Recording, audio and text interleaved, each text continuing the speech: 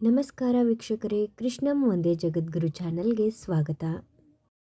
ಇವತ್ತಿನ ಈ ವಿಡಿಯೋದಲ್ಲಿ ಪತಿಯ ಆಯಸ್ಸು ವೃದ್ಧಿಗೋಸ್ಕರ ಮಾಡುವಂತಹ ವ್ರತವಾದ ವಟ ಸಾವಿತ್ರಿ ವ್ರತವನ್ನು ಯಾವತ್ತು ಮತ್ತು ಹೇಗೆ ಈ ವ್ರತವನ್ನು ಆಚರಣೆ ಮಾಡಬೇಕು, ವ್ರತವನ್ನು ಆಚರಣೆ ಮಾಡಬೇಕಾದ್ರೆ ಯಾವ ಯಾವ ನಿಯಮಗಳನ್ನ ಪಾಲನೆ ಮಾಡಬೇಕು, ಹಾಗೆ ಈ ವ್ರತದ ಆಚರಣೆಯಿಂದ ನಮಗೆ ಏನೇನು ಫಲಗಳು ಸಿಗುತ್ತೆ ಅನ್ನೋದನ್ನು ಸಂಪೂರ್ಣವಾಗಿ ಈ ವಿಡಿಯೋದಲ್ಲಿ ತಿಳಿಸ್ಕೊಡ್ತಾ ಇದ್ದೀನಿ.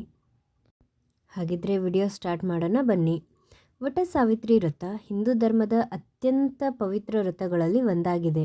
ಈ ವ್ರತವನ್ನು ಮುಖ್ಯವಾಗಿ ಮದುವೆ ಆಗಿರುವಂತಹ ಮಹಿಳೆಯರು ತಮ್ಮ ಪತಿಯ ದೀರ್ಘಾಯುಷ್ಯ, ಆರೋಗ್ಯ, ಐಶ್ವರ್ಯ ಹಾಗೂ ಕುಟುಂಬದ ಸುಖ ಸಮೃದ್ಧಿಗಾಗಿ ಆಚರಣೆ ಮಾಡ್ತಾರೆ.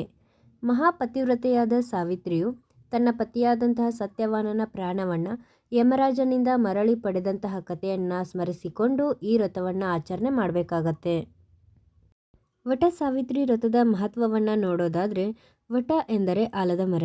ಆಲದ ಮರವನ್ನು ನಾವು ತ್ರಿಮೂರ್ತಿಗಳಾದ ಬ್ರಹ್ಮ, ವಿಷ್ಣು, ಮಹೇಶ್ವರರ ಸ್ವರೂಪ ಅಂತ ಪರಿಗಣಿಸ್ತೀವಿ. ಆಲದ ಮರದ ಬೇರಿನಲ್ಲಿ ಬ್ರಹ್ಮದೇವರು ನೆಲೆಸಿದ್ರೆ ಕಾಂಡದಲ್ಲಿ ವಿಷ್ಣು ದೇವರು ನೆಲೆಸಿರ್ತಾರೆ. ಹಾಗೆ ಶಾಖೆಗಳಲ್ಲಿ ಶಿವದೇವರು ನೆಲೆಸಿರ್ತಾರೆ ಎಂಬ ನಂಬಿಕೆ ಇದೆ. ಹಾಗಾಗಿ ಈ ವಟ ಸಾವಿತ್ರಿ ವ್ರತದ ದಿವಸ ನಾವು ಆಲದ ಮರ ಪೂಜೆ ಮಾಡೋದ್ರಿಂದ ತ್ರಿಮೂರ್ತಿಗಳ ಆಶೀರ್ವಾದ ನಮಗೆ ದೊರಕತ್ತೆ ಅಂತ ಹೇಳಲಾಗತ್ತೆ. ಇಷ್ಟೊಂದು ಮಹತ್ವ ಬರೋದಕ್ಕೆ ಇದರ ಹಿಂದೆ ಇರೋ ಪೌರಾಣಿಕ ಕಥೆ ಕೂಡ ಕಾರಣ. ಪುರಾಣ ಕಥೆಗಳ ಪ್ರಕಾರ ರಾಜ ಅಶ್ವಪತಿಯ ಮಗಳಾದಂತಹ ಸಾವಿತ್ರಿಯು ಅತ್ಯಂತ ಪತಿವ್ರತೆಯಾಗಿದ್ದಳು. ಆಕೆ ಸತ್ಯವಾನನನ್ನು ಮದುವೆ ಆಗ್ತಾಳೆ. ಇನ್ನು ಮದುವೆಗೆ ಮುಂಚೆ ನಾರದ ಮಹರ್ಷಿಗಳು ಸತ್ಯವಾನನನ್ನು ಮದುವೆಯಾದ ಸರಿಯಾಗಿ 1 ವರ್ಷದ ದಿನವೇ ಸತ್ಯವಾನನು ಮರಣ ಹೊಂದುತ್ತಾನೆ ಅಂತ ತಿಳಿಸಿರ್ತಾರೆ. ಆದರೂ ಕೂಡ ಸಾವಿತ್ರಿ ತನ್ನ ನಿರ್ಧಾರವನ್ನು ಬದಲಾಯಿಸುವುದಿಲ್ಲ. ಆಕೆ ಸತ್ಯವಾನನನ್ನು ಮದುವೆ ಆಗ್ತಾಳೆ. ಇನ್ನು ಮೊದಲೇ ಸಾವಿತ್ರಿಗೆ ಸತ್ಯವಾನನ ಮರಣದ ದಿನ ಗೊತ್ತಿರೋದ್ರಿಂದ ಸಾವಿತ್ರಿ ಅವತ್ತಿನ ದಿನ ಉಪವಾಸ ಇದ್ದು ತನ್ನ ಪತಿಯೊಂದಿಗೆ ಕಾಡಿಗೆ ಹೋಗ್ತಾಳೆ. ಈ ರೀತಿ ಕಾಡಿಗೆ ಹೋದ ಸಂದರ್ಭದಲ್ಲಿ ಒಂದು ಆಲದ ಮರದ ಕೆಳಗಡೆ ಸತ್ಯವಾನ ತನ್ನ ಪ್ರಾಣವನ್ನು ಬಿಡ್ತಾನೆ. ಅದಾದ ನಂತರ ಯಮಧರ್ಮರಾಜ ಸತ್ಯವಾನನ ಆತ್ಮವನ್ನು ತೆಗೆದುಕೊಂಡು ಹೋಗಲು ಸಾವಿತ್ರಿಯ ಬಳಿ ಬಂದಾಗ ಸಾವಿತ್ರಿ ತನ್ನ ಪತಿಯ ಜೊತೆ ತಾನೂ ಬರೋದಾಗಿ ಯಮಧರ್ಮರಾಜನಿಗೆ ಹೇಳ್ತಾಳೆ. ಆಕೆ ತನ್ನ ಬುದ್ಧಿವಂತಿಕೆ, ಭಕ್ತಿ ಮತ್ತು ಪತಿವ್ರತ ಧರ್ಮದಿಂದ ಯಮರಾಜನನ್ನು ಮೆಚ್ಚಿಸ್ತಾಳೆ. ಹಾಗೆ ಯಮನು ಅವಳಿಗೆ ಹಲವಾರು ವರಗಳನ್ನು ನೀಡ್ತಾನೆ. ಕೊನೆಗೆ ಸಾವಿತ್ರಿ ತನ್ನ ಪತಿಯ ಜೀವದಾನವನ್ನು ಕೇಳ್ತಾಳೆ. ಯಮರಾಜ ಅವಳ ಭಕ್ತಿಗೆ ಮೆಚ್ಚಿ ಸತ್ಯವಾನನ ಪ್ರಾಣವನ್ನು ಮರಳಿ ಕೊಡ್ತಾನೆ. ಅವತ್ತಿನಿಂದ ಈ ವ್ರತ ಅಖಂಡ ಸೌಭಾಗ್ಯದ ವ್ರತವೆಂದೇ ಪ್ರಸಿದ್ಧಿಯಾಗತ್ತೆ. ಹಾಗಾಗಿ ಪ್ರತಿ ವರ್ಷ ಬರುವಂತಹ ಜ್ಯೇಷ್ಠ ಹುಣ್ಣಿಮೆಯ ದಿವಸ ಈ ವ್ರತವನ್ನು ಆಚರಣೆ ಮಾಡಲಾಗತ್ತೆ. ಇನ್ನು ಈ ವರ್ಷ ಅಂದರೆ 2026ರಲ್ಲಿ ವಟ ಸಾವಿತ್ರಿ ವ್ರತ ಜೂನ್ 29ನೇ ತಾರೀಕು ಸೋಮವಾರ ಬಂದಿದೆ. ಇನ್ನು ಅವತ್ತಿನ ದಿವಸ ಜ್ಯೇಷ್ಠ ಪೌರ್ಣಿಮೆ, ಜ್ಯೇಷ್ಠ ಹುಣ್ಣಿಮೆ ಕೂಡ ಆಗಿರೋದ್ರಿಂದ ಹುಣ್ಣಿಮೆ ತಿಥಿ ಯಾವಾಗ ಆರಂಭ ಆಗತ್ತೆ ಮತ್ತು ಯಾವಾಗ ಅಂತ್ಯ ಆಗತ್ತೆ ಅನ್ನೋದನ್ನು ಕೂಡ ನಾವು ತಿಳಿದುಕೊಳ್ಬೇಕಾಗತ್ತೆ. ಹುಣ್ಣಿಮೆ ತಿಥಿ ಆರಂಭವಾಗೋದು ಜೂನ್ 29ನೇ ತಾರೀಕು ಬೆಳಗಿನ ಜಾವ 3 ಗಂಟೆ 6 ನಿಮಿಷಕ್ಕೆ ಪ್ರಾರಂಭವಾಗಿ ಜೂನ್ 30ನೇ ತಾರೀಕು ಮಂಗಳವಾರ ದಿವಸ ಬೆಳಗ್ಗೆ 5 ಗಂಟೆ 26 ನಿಮಿಷಕ್ಕೆ ಮುಕ್ತಾಯವಾಗುತ್ತೆ. ಪೂರ್ತಿಯಾಗಿ ಹುಣ್ಣಿಮೆ ತಿಥಿ 29ನೇ ತಾರೀಕು ಸೋಮವಾರ ಇರೋದ್ರಿಂದ ವಟ ಸಾವಿತ್ರಿ ವ್ರತವನ್ನು ಕೂಡ ಅವತ್ತಿನ ದಿವಸವೇ ಆಚರಣೆ ಮಾಡಬೇಕಾಗತ್ತೆ. ಇನ್ನು ಈ ವ್ರತವನ್ನು ಯಾವ ರೀತಿ ಆಚರಣೆ ಮಾಡಬೇಕು ಅನ್ನೋದನ್ನು ನೋಡೋಕ್ಕಿಂತ ಮುಂಚೆ ಆಚರಣೆಗೆ ಬೇಕಾಗಿರುವಂತಹ ಸಾಮಗ್ರಿಗಳನ್ನು ತಿಳಿದುಕೊಳ್ಳೋಣ. ಅರಿಶಿನ, ಕುಂಕುಮ, ಹೂವು, ಅಕ್ಷತೆ, ದೀಪ, ಎಣ್ಣೆ, ಹಣ್ಣುಗಳು, ತೆಂಗಿನಕಾಯಿ, ಹತ್ತಿಯ ದಾರ, ಪಂಚಾಮೃತ, ಬಾಳೆಹಣ್ಣು, ವೀಳ್ಯದೆಲೆ ಮತ್ತು ಅಡಿಕೆ. ಇದಿಷ್ಟು ಸಾಮಗ್ರಿಗಳು ಆಲದ ಮರದ ಪೂಜೆಗೆ ಮುಖ್ಯವಾಗಿ ಬೇಕಾಗತ್ತೆ. ಇನ್ನು ವ್ರತವನ್ನು ಯಾವ ರೀತಿ ಮಾಡಬೇಕಂತ ನೋಡೋದಾದರೆ, ವ್ರತವನ್ನು ಮಾಡುವವರು ಬೆಳಗ್ಗೆ ಬ್ರಾಹ್ಮಿ ಮುಹೂರ್ತದಲ್ಲಿ ಎದ್ದು ಸ್ನಾನ ಮಾಡಿ ಮನೆಯೆಲ್ಲ ಕ್ಲೀನ್ ಮಾಡಿ ಶುಭ್ರವಾದ ಬಟ್ಟೆಗಳನ್ನ ಧರಿಸಬೇಕು. ಅನಂತರ ಗಣಪತಿ ಪೂಜೆ ಮಾಡಿ ವ್ರತದ ಸಂಕಲ್ಪವನ್ನು ಮಾಡಿಕೊಳ್ಬೇಕು.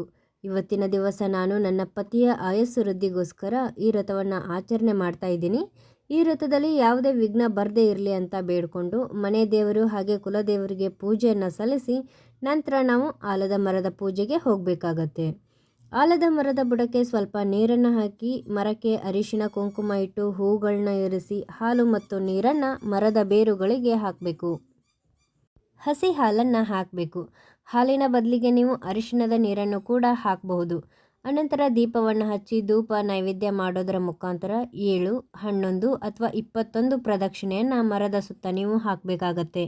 ನಂತರ ಹತ್ತಿಯ ದಾರವನ್ನು ನೀವು ಮರಕ್ಕೆ ಸುತ್ತಬೇಕು. ಅದನ್ನು ಕೂಡ 3, 5, 7 ಅಥವಾ 9 ಸಂಖ್ಯೆಯಲ್ಲಿ ನೀವು ಮರದ ಸುತ್ತ ದಾರವನ್ನು ಸುತ್ತಬೇಕು. ಪೂಜೆಯನ್ನು ಮಾಡೋ ಸಂದರ್ಭದಲ್ಲಿ ಈ ರೀತಿಯಾಗಿ ಹೇಳ್ತಾ ಪೂಜೆ ಮಾಡಿ. ಸಾವಿತ್ರಿ ಸತ್ಯವಾನನ ಸಮೇತ ಯಮಧರ್ಮರಾಜ ಪ್ರೀತ್ಯರ್ಥಂ ವಟ ಸಾವಿತ್ರಿ ವ್ರತಂ ಕರಿಷ್ಯೆ ಅಂತ ಹೇಳಿಕೊಂಡು ಪೂಜೆಯನ್ನು ಮಾಡಿ. ಈ ವ್ರತವನ್ನು ಮಾಡುವಾಗ ಯಾವ ನಿಯಮಗಳನ್ನ ಪಾಲಿಸಬೇಕು ಅಂತ ನೋಡೋದಾದರೆ, ಸಾಧ್ಯವಾದಷ್ಟು ನೀವು ಉಪವಾಸ ಇರಬೇಕು. ಉಪವಾಸ ಇರೋದಕ್ಕೆ ಆಗದೇ ಇರೋರು ಸಾತ್ವಿಕ ಆಹಾರ ಅಂದರೆ ಹಾಲು ಹಣ್ಣು ಸೇವನೆ ಮಾಡಿ ಉಪವಾಸ ಇರಬಹುದು. ಇನ್ನು ಪೂಜೆ ಮಾಡುವಾಗ ಕೋಪ, ಸುಳ್ಳು, ದುಷ್ಟ ಚಿಂತನೆಗಳನ್ನ ಮಾಡಿಕೊಂಡು ಪೂಜೆ ಮಾಡಬಾರ್ದು. ಹಾಗೆ ಪೂಜೆ ಮಾಡುವಾಗ ಗಂಡ ಹೆಂಡತಿಯರ ಕಲ್ಯಾಣಕ್ಕಾಗಿ ನಾವು ಪ್ರಾರ್ಥನೆ ಮಾಡಬೇಕಾಗತ್ತೆ.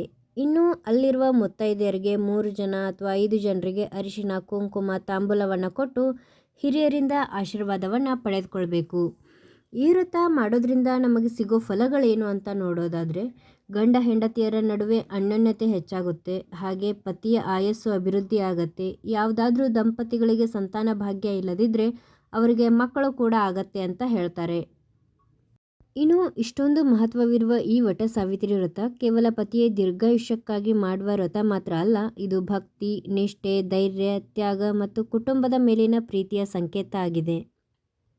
ಸಾವಿತ್ರಿಯ ದೃಢ ಸಂಕಲ್ಪ ಮತ್ತು ಪತಿವ್ರತ ಧರ್ಮವು ಜೀವನದಲ್ಲಿ ಯಾವುದೇ ಸಂಕಷ್ಟವನ್ನು ಜಯಿಸಬಹುದು ಅಂತ ಸಂದೇಶವನ್ನು ನೀಡುತ್ತೆ.